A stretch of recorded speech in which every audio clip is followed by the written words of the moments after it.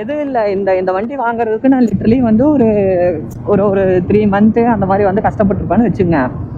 3 to 4 month ஓகேங்களா கஷ்டப்பட்டுருக்கேன் அப்படின்னு வச்சுங்க. இப்போ நான் இது ஆக்சுவலாக நான் யூஸ்டு தான் எடுத்தேன், நான் இல்லைலாம் சொல்ல.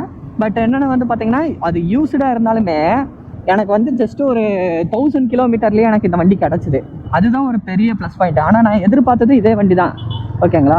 அப்போ நான் இந்த வண்டி எடுக்கும்போது வந்து பார்த்தீங்கன்னா எனக்கு 1.8 சம்திங் அந்த ப்ரைஸுக்கு வந்துச்சு. அதில் வந்து இப்போது இது ஆன் ரோடு ப்ரைஸ்க்காக நான் அந்த ஒரு இதில் நான் எடுத்திருந்தேன் அப்படின்னா எனக்கு எவ்வளோ வந்திருக்கும், லிட்ரலி வந்து பார்த்தீங்கன்னா 210 220 அந்த மாதிரி வந்திருக்கும்.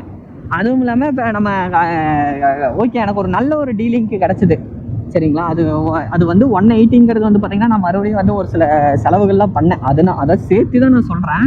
மற்றபடி வந்து பார்த்தீங்கன்னா எனக்கு வந்து ஜஸ்ட் ஒரு 160 அந்த ரேஞ்சுக்குள்ளேயே கிடச்சிருச்சு ஓகேங்களா.